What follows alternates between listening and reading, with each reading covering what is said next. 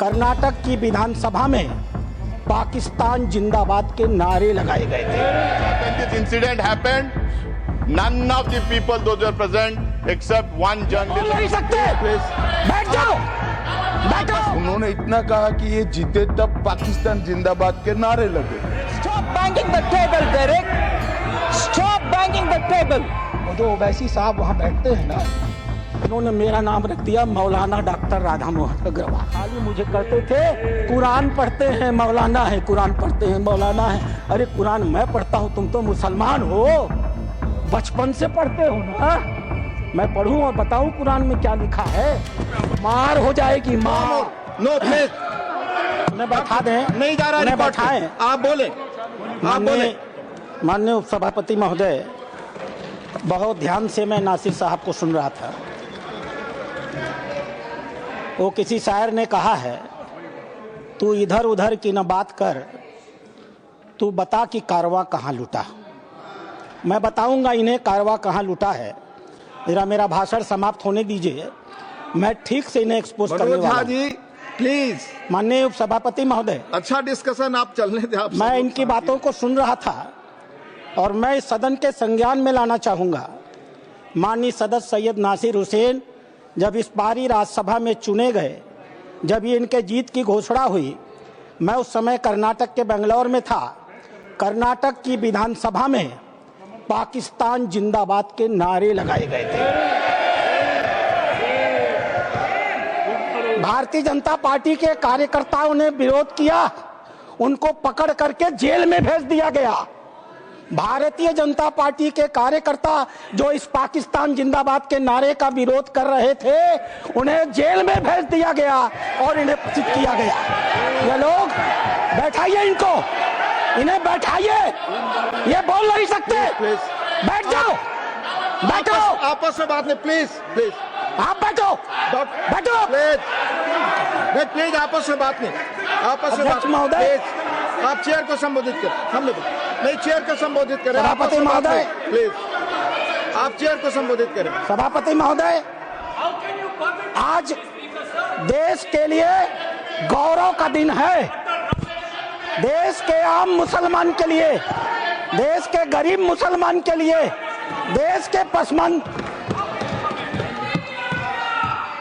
बीच में टोका टोकी नहीं होगी, ये दोनों के लिए होना चाहिए। फिर तो please please please, Nasir ji please please, झूठ बकवास शब्द सभापति महोदय नहीं जा रहा, आप रिकॉर्ड पे नहीं जा रहा, बैठ जाइए। उप सभापति महोदय, आज का दिन गरीब मुसलमानों के लिए, पसमानदा मुसलमानों के लिए, तलाकशुदा महिला बहनों के लिए, विधवा महिला बहनों के लिए, अनाथ बच्चों के लिए आज ऐतिहासिक दिन है। एक क्रांतिकारी परिवर्तन आने जा रहा है। पूरी की पूरी इस गरीब समाज, मुस्लिम समाज की आर्थिक और सामाजिक व्यवस्था में यह वक्फ अधिनियम क्रांतिकारी परिवर्तन लाने जा रहा है। मैं आभारी हूं माननीय मोदी जी का, जिन्होंने इस महान विधेयक को इस सदन में लाने का काम किया। अध्यक्ष महोदय, हम हिंदू हैं, हम लगातार अपने समाज में परिवर्तन की बात करते हैं। हमने लगातार अपनी समाज की बुराइयों के विरुद्ध संघर्ष किया है। इतिहास पर गवाह है, हमारे यहाँ सती प्रथा होती थी, हमने सती प्रथा निषेध अधिनियम लाया। हमारे यहाँ बाल विवाह होता था, हमने बाल विवाह निषेध अधिनियम लाए। हमारे यहाँ विधवा विवाह नहीं होते थे, हमने विधवा विवाह अधिनियम लाया। आश्चर्य की बात होती है जब इस समाज की चर्चा होती है, आश्चर्य की बात होती है इन 75 सालों के अंदर एक बार भी मुस्लिम समाज के संशोधन को लेकर, सुधार को लेकर के, एक गरीब मुसलमान की जीवन की बेहतरी को लेकर के एक बार भी किसी प्रकार के सुधार आंदोलन को इस सदन में लाने का काम नहीं किया। आज यह पहली बार है और हमें गर्व है अपने प्रधानमंत्री पर, नरेंद्र मोदी पर, जिन्होंने इस मुस्लिम समाज के सुधार के इस ऐतिहासिक विधेयक को लाने का काम किया है। 2014 में माननीय प्रधानमंत्री बने थे, उनके दृष्टि में कभी हिंदू और मुसलमान नहीं होता था, उनका सिर्फ एक नजरिया होता था, गरीब और अमीर। आप गौर कीजिएगा, यह सदन गौर करेगा। हम जनधन योजना लेकर के आए, 42% लाभार्थी मुस्लिम थे। हम प्रधानमंत्री आवास योजना लेकर के आए, 31% लाभार्थी मुस्लिम थे। हम उज्ज्वला योजना लेकर के आए, 37% लाभार्थी मुस्लिम थे। हम मुद्रा योजना लेकर के आए, No comment from 36% लाभार्थी मुस्लिम थे। हम स्किल इंडिया लेकर के आए, 22.7% लाभार्थी मुस्लिम थे। हमने प्रधानमंत्री एम्प्लॉयमेंट गारंटी प्रोग्राम चलाया। अध्यक्ष महोदय, 70% अधिक मुसलमानों ने उस योजना का इस देश में लाभ लिया। मेरे पार्टी की बैठक है, मुझे बताना नहीं चाहिए, लेकिन मैं कहूंगा, माननीय प्रधानमंत्री इसी बाल योगी सभागार में हम सारे सांसदों की बैठक ले रहे थे। उन्होंने क्या कहा हमसे? उन्होंने कहा, लोग कहते हैं कि मुसलमान भाजपा को वोट नहीं देते। आपको याद होगा मित्रों, उन्होंने कहा नहीं, ये गलत है, देते हैं। और अगर मान लिया जाए कि नहीं देते हैं तो इसका मतलब क्या है? क्या वो देश के नागरिक नहीं है? क्या उनके काम नहीं होने चाहिए? क्या उनका विकास का काम नहीं होना चाहिए? हम सारे सांसदों को उन्होंने मीटिंग में कहा, अपने काम को करते समय कभी हिंदू और मुसलमान न करना, विकास की धारा सारे समाज पर समान रूप से पहुंचाने की बात कही। उन्होंने दूसरी बात कही, मैं पूरे देश को 2047 में विकसित भारत का सपना दिखाता हूं। क्या 20% मुसलमान अगर देश का पिछड़ा रह जाएगा तो क्या भारत का विकास का सपना पूरा होगा? नहीं। हमें भारत के विकास का मतलब है 20% मुसलमान के विकास की भी योजना बनानी है। यह कल्पना माननीय प्रधानमंत्री ले सकते हैं। आजादी के 75 सालों के अंदर इस कल्पना को लेकर इस देश में कोई नहीं आया था।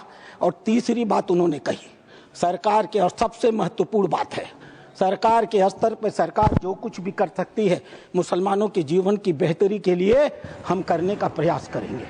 लेकिन मुस्लिम सामाजिक संस्थाओं की भी रोल होनी चाहिए। ये मुस्लिम पर्सनल लॉ बोर्ड की भी भूमिका होनी चाहिए। यह जमायत उलेमा की भी भूमिका होनी चाहिए। यह वक्फ कमेटियों की संपत्तियां जो पड़ी हुई हैं उनकी भी मुसलमानों की जिंदगी को बेहतर करने में भूमिका होनी चाहिए। यह बात आज की नहीं थी, ये लोकसभा चुनाव के 6 महीने पहले की बात है अध्यक्ष महोदय।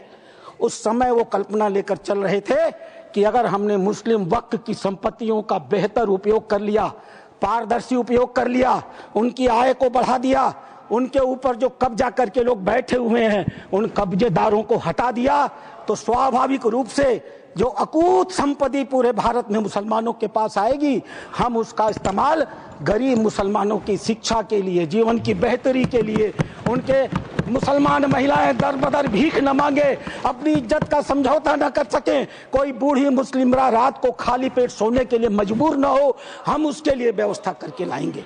और वस्तुतः अध्यक्ष महोदय, वक्फ अधिनियम की जो ही माननीय गृह मंत्री ने घोषणा किया, पूरे देश में तूफान आ गया। आश्चर्य होता है, वक्फ की घोषणा भी नहीं हुई, कानून सामने भी नहीं आए, विरोध शुरू हो गया। तुम्हारी मस्जिदें कब्जा कर ली जाएंगी, तुम्हारे दरगाह कब्जा कर लिए जाएंगे, तुम्हारे कब्रिस्तान कब्जा कर लिए जाएंगे, तुम्हारे मदरसे कब्जा कर लिए जाएंगे। मैं एक पत्रक लेकर के अध्यक्ष महोदय आया हूं। केरल और कर्नाटक की एक आतंकवादी संस्था है PFI, माननीय गृह मंत्री को आभार प्रकट करता हूं, उन्होंने बैन किया है। PFI की एक दूसरी संस्था है SDPI। आज SDPI, मेरे पास पर्चे हैं, मैं गृह मंत्री को सौंपूंगा और आपको भी दूंगा। आज SDPI पूरे देश में, मेरे पास राजस्थान के पर्चे आए हैं जहां SDPI सबसे कमजोर है। पूरे देश में पर्चे बांटे जा रहे हैं और बताया जा रहा है कि ये वक्फ कानून अगर आ गया तो मस्जिदों पर भाजपा सरकार कब्जा कर लेगी। आखिर क्यों? लेकिन ये लोग भूल गए, नरेंद्र मोदी किसी और मिट्टी के बने हुए हैं। आपके विरोध से वो डरने वाले नहीं थे। आप चाहे जितना भी विरोध करते, वो मजबूती के साथ एक आम गरीब मुसलमान, एक दलित, एक पिछड़ी महिला, एक अनाथ महिला, एक तलाकशुदा महिला, अनाथ बच्चों के साथ खड़े होने वाले थे और इसीलिए वो मजबूती से विधेयक लेकर के आए। अध्यक्ष महोदय, ये चर्चा कर रहे थे वक्फ बाई यूजर की। क्या होता है वक्फ बाई यूजर? हजरत मोहम्मद साहब ने क्या कहा था? आपके पास अपनी कोई संपत्ति हो तो दूसरों को भले के लिए दान करो। हदीसों ने क्या लिखा था? यदि किसी व्यक्ति के पास अपनी संपत्ति है, उस संपत्ति का एक हिस्सा वो दान कर सकता है, उसके लिए मुतवल्ली बना सकता है, उसके आय के साधन कैसे होंगे लिख सकता है, आय से होने वाली आय किस वर्ग के उपयोग में आएगी उसके भी निर्देश दे सकता है। What is this Waqf by user? किसने आपको संपत्ति दी? किसने आपको संपत्ति दान की? किसके मन में मनसा थी कि अल्लाह को दे दिया जाए? एक भी आदमी ने वक्फ बाई यूजर की संपत्ति वक्फ के अधिनियम के तहत नहीं दी। जैसे फिल्मों में गुंडे हुआ करते थे, जिस औरत पर हाथ रख दी वो औरत उनकी हो गई। इसी प्रकार से इन वक्फ बोर्डों ने भू माफियाओं की तरह काम किया। जिस जमीन पर हाथ रख दिया इन्होंने वो जमीन उनकी हो गई। आज इस मानसिकता से ये काम करते हैं। जमीनों पर मैं कानून लेकर के आया हूं। अध्यक्ष महोदय, इसी सदन में माननीय सदस्य झूठ बोल रहे थे, असत्य बोल रहे थे। 1995 का यह एक्ट है, धारा 40, द बोर्ड में इटसेल्फ कलेक्ट इंफॉर्मेशन। बोर्ड स्वतः इस बात की सूचना इकट्ठी कर सकता है यदि उसे इसका कोई कारण महसूस होता है कि यह वक्फ की प्रॉपर्टी है। आगे क्या करेगा? And it any question arises whether a particular property is a waqf property or not, whether a waqf is a Sunni or सक board, after making such inquiry as is deem fit decides the question. संपत्ति पर हाथ रख दो, किसी भी संपत्ति को वक्फ बोर्ड की संपत्ति कह दो और वक्फ बोर्ड खुद ही तय कर लेगा कि वो संपत्ति वक्फ की है कि नहीं है। और जिस बेचारे की संपत्ति ले ली जाएगी उसको पता ही नहीं चलेगा। और अगला वाक्य क्या है? The decision of the board on the question under section 1 shall unless revoked by tribunal shall be final. Tribunal ने अगर उस निर्णय को बदला नहीं तो वह डिसीजन फाइनल होगा। और उसी एक्ट का दूसरा हिस्सा है अध्यक्ष महोदय, no appeal shall lie against any decision or order whether interim or otherwise given or made by tribunal. Tribunal के द्वारा कोई भी आदेश जो दिया गया होगा उसके खिलाफ किसी प्रकार की अपील नहीं होगी। एक अपार्टमेंट में कोई परिवार चला जाए, किराए पर मकान ले ले, और ऐसी घटना हुई है अपार्टमेंट में, किराए पर मकान ले ले, अपने 4 मित्रों को बुला ले और नमाज पढ़ ले। 5वें दिन वो कह देगा हमने इस स्थान पर नमाज पढ़ी है, यह वक्फ बाय यूजर है, अब इसे वक्फ घोषित कर दो। और घोषित हो गई। अध्यक्ष महोदय, आपके पास एक बड़ी जमीन है, खाली पड़ी है, बगल में कुछ मुस्लिम परिवार रहते हैं, उन्हें नमाज पढ़ने के लिए कहीं जाना होता है, वो उस जमीन पर नमाज पढ़ ले। आप हिंदू हैं, आप मना नहीं करते। 5 दिन 7 दिन नमाज पढ़ने के बाद वो लिख के दे देंगे कि हम लोग इस जमीन पर नमाज पढ़ते थे, अब यह वक्फ बाय यूजर हो गई, अब इस जमीन पर किसी का कोई अधिकार नहीं रहेगा। माननीय संसदीय कार्य मंत्री उल्लेख कर रहे थे उस घटना का, तमिलनाडु की घटना का उल्लेख कर रहे थे। क्या हुआ तमिलनाडु में? एक रामचंद्रन नाम का आदमी अध्यक्ष महोदय, वह व्यक्ति अपनी लड़की की शादी के लिए अपनी जमीन बेचना चाहता था। वो जमीन बेचने के लिए जब रजिस्ट्रार के घर गया, ऑफिस में गया, तो पता चला कि वो जमीन उसके नाम पर ही नहीं है, वो जमीन वक्फ को दे दी गई। जब हल्ला मचा, गांव के लोग रजिस्ट्रार ऑफिस में गए तो पता चला कि उन दोनों गांवों की सारी जमीन वक्फ को दे दी गई। 1500 साल पुराना मंदिर भी वक्फ के हवाले कर दिया गया। यह होता है इन लोगों का वक्फ बाय यूजर अध्यक्ष महोदय। और आश्चर्य होता है, इन्हें बैठाया जाए अध्यक्ष महोदय, आश्चर्य होता है। मैं भी जेपीसी का मेंबर हूँ, ये भी जेपीसी के मेंबर हैं, ये गवाह है इस बात के। मैं लगातार जेपीसी में जितने भी विटनेस आते रहे, इनके बड़े बड़े धार्मिक मतावलंबी, मैं उनसे कुरान को कोट करके कहता रहा। मैं कुरान पढ़ता हूँ, कोई बुराई नहीं है किसी धर्म को पढ़ने में। मैंने कुरान को कोट करके कहा कि मौलवी साहब ये तो बताओ कि इस कुरान में या किस हदीस में यह लिखा है कि अगर हमने कोई संपत्ति दान नहीं की तो तुम उसको वक्फ बाय यूजर मालिकाना मान लोगे। किसी के पास एक भी मेरे सवाल का जवाब नहीं था। इन लोगों ने क्या किया मालूम है? वो जो ओवैसी साहब वहां बैठते हैं ना, उन्होंने मेरा नाम रख दिया मौलाना डॉक्टर राधा मोहन अग्रवाल। अब इससे बड़ी मेरी जीत क्या हो सकती है? मैंने इनसे पूछा, इस बात पर बहस होती है कि डीड लिखित गया या नहीं। मैंने इनसे कहा, जब हजरत मोहम्मद साहब ने अपने आयतों में लिखा है, 3 आयतें हैं, 4 आप चाहिएगा तो मैं पेश करूंगा। 4 आयतें हैं जहां हजरत मोहम्मद साहब कहते हैं एक भी पैसा अगर किसी को दो तो उसको लिखो, उसका उदाहरण दो, उसका विटनेस बनाओ, ताकि ताकीद रहे कि कल तुम्हारे देने को कोई चुनौती न दे पाए। एक भी पैसा दो तो लिखित दो। और तुम कहते हो कि तुम्हारे पास ये सारी संपत्तियां हैं जिसका कोई लिखित रिकॉर्ड नहीं है, फिर भी वक्त है। मेरे एक भी सवाल का जवाब, मैं उस कमेटी की बातों को बोलता नहीं, लेकिन चूंकि इन्होंने कमेटी का उल्लेख कर दिया इसलिए मैं इन्हें एक्सपोज कर रहा हूं। मेरे एक भी प्रश्न का जवाब ये लोग नहीं दे पाए, खाली मुझे कहते थे कुरान पढ़ते हैं मौलाना है, कुरान पढ़ते हैं मौलाना है। अरे कुरान मैं पढ़ता हूं, तुम तो मुसलमान हो, बचपन से पढ़ते हो ना। मैं पढ़ूं और बताऊं कुरान में क्या लिखा है? मार हो जाएगी, मार। ये हिंदू की भलमनसाहत है जो कुरान पढ़ के तुम्हें बताता नहीं है। अध्यक्ष महोदय दूसरी चीज, अध्यक्ष महोदय दूसरी चीज, सरकार इनकी थी, इन्होंने वक्त को अभय दान दे दिया और क्या नारा दिया? जो जमीन सरकारी है वो जमीन हमारी है। सरकारी संपत्तियों पर कब्जा करने का ऐतिहासिक इन्होंने कर्म काहे किया है। उत्तर प्रदेश की 74% वक्त की संपत्तियां सरकारी जमीन पर कब्जा करके बनी है। तेलंगाना में 50% की संपत्तियां सरकारी जमीन पर कब्जा करके बनी है। पूरा अभयदान इनको मिला था अध्यक्ष महोदय, और उसका फल क्या हुआ? 2006 में सच्चर कमेटी की रिपोर्ट आई। सच्चर कमेटी ने कहा 4,50,000 संपत्ति है और 6 लाख एकड़ जमीन है। आज 2024 में 8,72,000 संपत्ति है और 37,94,000 एकड़ जमीन है।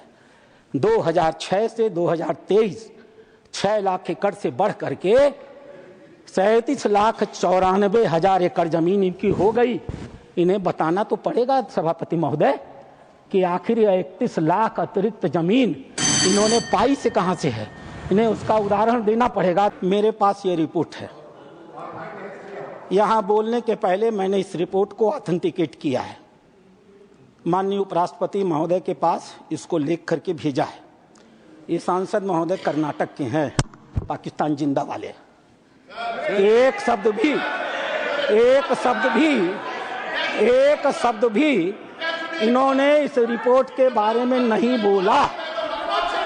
यह रिपोर्ट जेपीसी में प्रस्तुत हुई है, और जेपीसी में प्रस्तुत हुई है तो यह ऑफिशियल डॉक्यूमेंट है।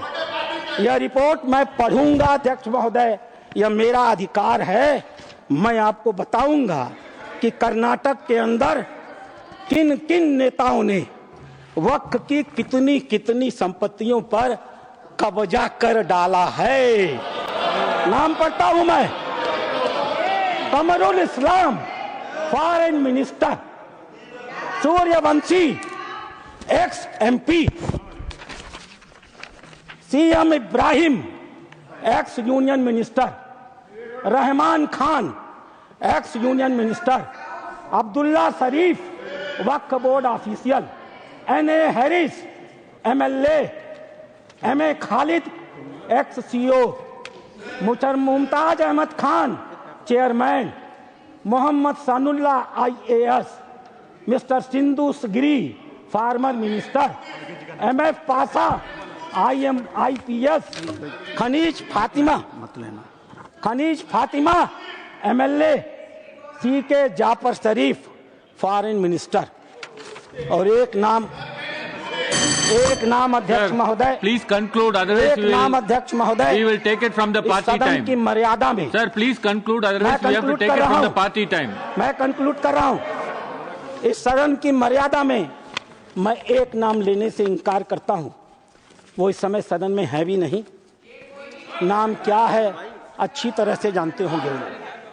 मैंने बहुत ही विनम्रता से इंतजार किया और सदन में जो एकेडमिक डिस्कशन चल रहा है ये चले शांतिपूर्वक। इस पे मैं एक बात सिर्फ आपको 238 पे, कोई सदस्य किसी अन्य सदस्य के खिलाफ सदस्य के विरुद्ध मानहानिकारक या अपराध में फंसाने वाले स्वरूप का कोई आरोप नहीं लगाएगा जब तक कि आरोप लगाने वाले सदस्य ने सभापति और संबंधित मंत्री को इसकी पूर्व सूचना दी हो, ताकि मंत्री को दिए जाने के प्रयोजन के विषय की जांच कर सके। मानवर परंतु सभापति किसी समय सदस्य को कोई ऐसा आरोप लगाने से मना कर सकेगा या आपकी राय में आए ऐसा आरोप राज्यसभा की गर्मी को घटाने हो वाला हो या आरोप को लगाने का कोई जनहित नहीं होता। आपसे फैसला नहीं चाहता हूं, मैं फैसला उनसे चाहता हूं। मानवर एक मंत्री का ये आचरण, मानवर जो इन्होंने आरोप लगाया है श्री नासिर हुसैन पे, उनको कोई सूचना नहीं दी गई, मंत्री को कोई सूचना नहीं दी गई। मेरा सिर्फ आग्रह है कि चर्चा शांतिपूर्वक चले, इसलिए ऐसा कोई आरोप न लगाया जाए जिससे राज्यसभा की गरिमा गिरे, और ये जो आरोप लगाया गया है इससे राज्यसभा की गरिमा गिरती है। 1 minute, सर प्लीज। मान्यवर माननीय सदस्य नासिर हुसैन पर कोई आरोप नहीं लगाया। उन्होंने इतना कहा कि ये जीते तब पाकिस्तान जिंदाबाद के नारे लगे। My name is taken, sir. My name is taken. Sir, I just given. Sir, that is what. Sir, when this incident happened. Sir, that is what. Sir, when this incident happened, none of the people, those who were present, except one journalist, I don't know from where he came, only he heard this. After that, nobody Sir. else heard this. Then even then, on air, I told my government. I requested my government that if somebody has done that, he has to be arrested and tried according to the law of the land. Sir, nothing will go on record. I'll call upon the next speaker, Mohammed Nadimul Haq, to speak in Urdu. Sir, you have 25 minutes.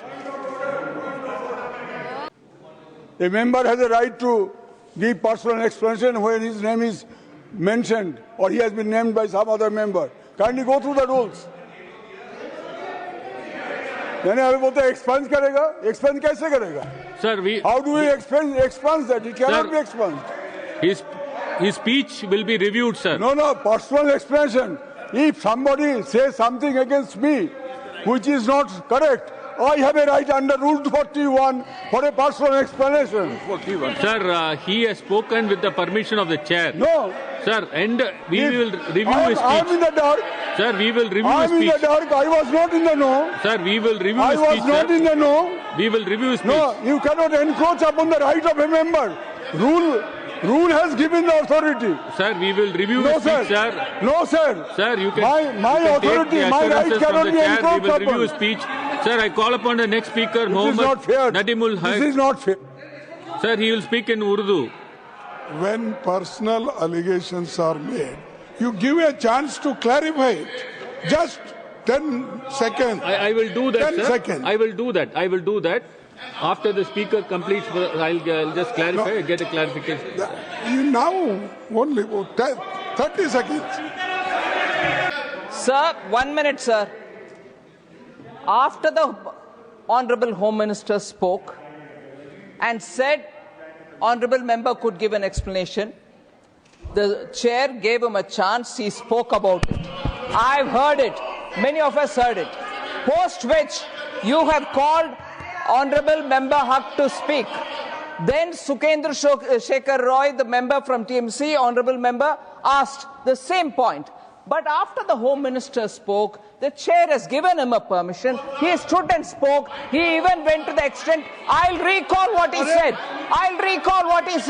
If he has not said it, let him correct me. He said, none of us were present in the house. There was one journalist. Action was. All this was said after the permission was given. How many times for one reference will he have to be given the chance to speak? He was given the chance. He spoke. We all heard it. Matter closed. Then you said, called up Sukendra Shekhar Roy. How many times, sir? Please, and if Sri Nadimul Haq doesn't want to speak, call the next person. He is not getting up. Let somebody else speak. You said, oh yes, he didn't get up. 3 times the chair called. Speak. Let him speak.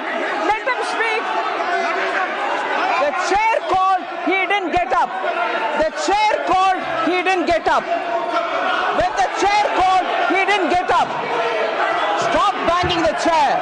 Stop banging the table. Stop banging the table, Derek. Stop banging the table. So the chair called, and then the honorable member 3 times. The chair, please check the record. Please check the record.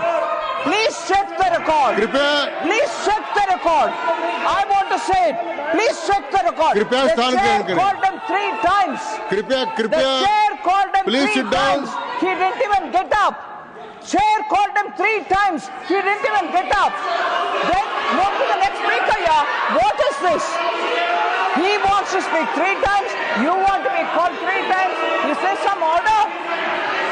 Chair, please, if Honorable Member Haq wants to speak, since he was called, because the chair gave him the permission, let him speak. कृपया आप सब लोग बैठ जाए, कृपया बैठ जाए. And if he doesn't speak, how many times will he have to go back to that person? Please sit down. Please sit down.